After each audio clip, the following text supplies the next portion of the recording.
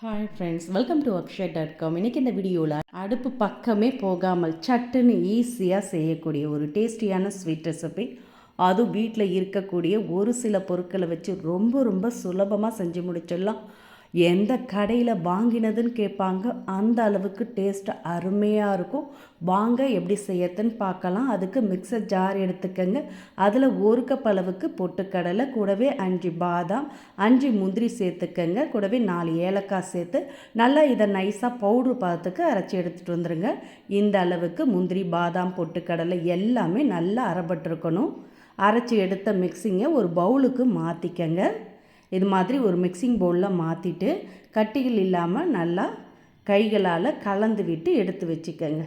இது மாதிரி ஈவனாக கலந்த பிறகு இதை அப்படியே எடுத்து வச்சுடுங்க.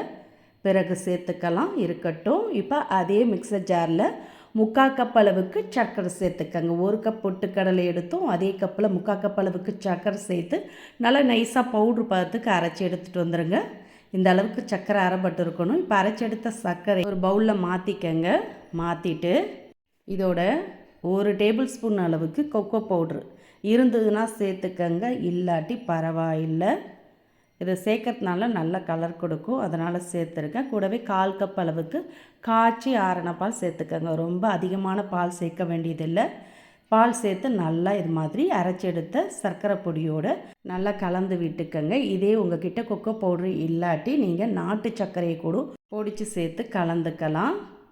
இப்போ பாருங்கள், நல்ல பாலில் சர்க்கரை பொடி கரைஞ்சி வந்திருக்கு. இப்போ இதோடு நம்ம அரைச்சி எடுத்து வச்ச பொட்டுக்கடலை, முந்திரி, பாதாம் பொடியை சேர்த்துக்கங்க. சேர்த்து நல்லா இது மாதிரி விஸ்காலே கலந்துக்கங்க. அப்போ தான் கலக்கவும் ஈஸியாக இருக்கும், கட்டிப்படாது. இந்த ஸ்வீட்டுக்கு நெய், ஆயில் எதுவுமே தேவையில்லைங்க. இப்போ கைகளாலே நல்லா எல்லாத்தையும் ஒன்று சேர்த்து இறுக்கமாக பிசைஞ்சிக்கங்க. பால் 1/4 கப் அளவு சேர்த்திங்கன்னா போதும், எக்ஸ்ட்ரா பால்லாம் சேர்க்க வேண்டியது இல்லைங்க. இதுவே கரெக்டான பதத்தில் வரும். அதிகமாக சேர்த்துட்டிங்கன்னா நம்ம சர்க்கரை பொடிச்சு சேர்த்தனால ரொம்ப இலகன பதத்துக்கு வரும். அதனால் கரெக்டாக 1/4 கப்பை விட கொஞ்சம் கம்மியாக கூட சேர்த்துக்கங்க. சேர்த்து இது மாதிரி நல்லா இறுக்கமாக பிசைஞ்சிக்கங்க. இப்போ பிசைஞ்சு எடுத்ததை அப்படியே எடுத்து தேய்க்கிற மணையில் வச்சு தேய்ச்சிக்கங்க. அதுக்கு முன்னாடி ஒரு சொட்டு அளவு நெய் அதில் சுற்றிலும் பரவலாக தடவிக்கங்க. அப்போ தான் நம்ம தேய்ச்சிட்டு எடுக்க பார்த்து அடியில் ஒட்டாமல் ஈஸியாக எடுக்க வரும்.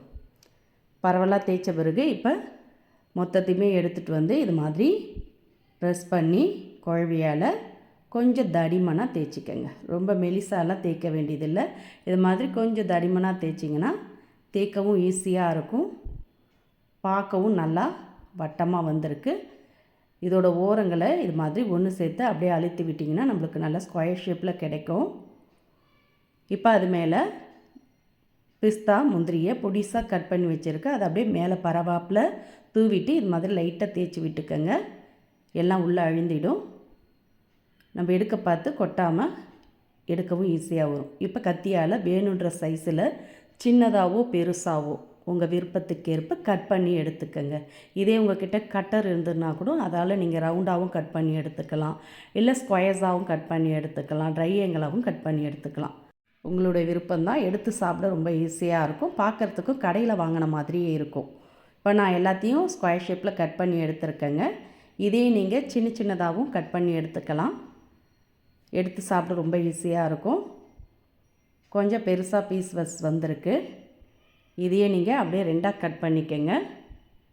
இன்னும் சின்ன சின்னதாக பார்க்க சூப்பராக அருமையாக இருக்கும். அவ்வளோதாங்க, நல்லா ஈஸியாக செய்யக்கூடிய ஒரு டேஸ்டியான ஸ்வீட் ரெடியாக எடுத்து சாப்பிட்டிங்கன்னா அவ்வளோ அருமையாக இருக்கும். நம்ம பொட்டுக்கடலையோட முந்திரி, பாதாம்லாம் சேர்த்து அரைச்சதுனால நீங்கள் செஞ்சு கொடுத்து பாருங்களேன். எந்த கடையில் வாங்கினீங்கன்னு கேட்பாங்க, அந்த அளவுக்கு ரொம்ப ரொம்ப அருமையாக இருக்கும். இதை நீங்கள் 2 நாள் வச்சு கூட சாப்பிட்லாங்க, சூப்பராக இருக்கும். வீட்டில் இருக்கக்கூடிய சிம்பிளான பொருட்களை வச்சு அதிக செலவே இல்லாமல் அடுப்பும் பற்ற வச்சு கிண்டாமல் சட்டுன்னு 5 நிமிஷத்தில் செஞ்சு முடிச்சிடலாம். இந்த ரெசிபி பிடிச்சிருந்தா வீடியோக்கு ஒரு லைக் கொடுங்க. ஃப்ரெண்ட்ஸ் அண்ட் ரிலேட்டிவோட இந்த வீடியோவை நிறைய ஷேர் பண்ணுங்கள். மறக்காமல் நம்மளுடைய சேனலையும் சப்ஸ்கிரைப் பண்ணி வச்சுக்கோங்க. மீண்டும் இது மாதிரி சிம்பிளான புதிய வீடியோவில் நாளை சந்திக்கலாம். நன்றி, வணக்கம்.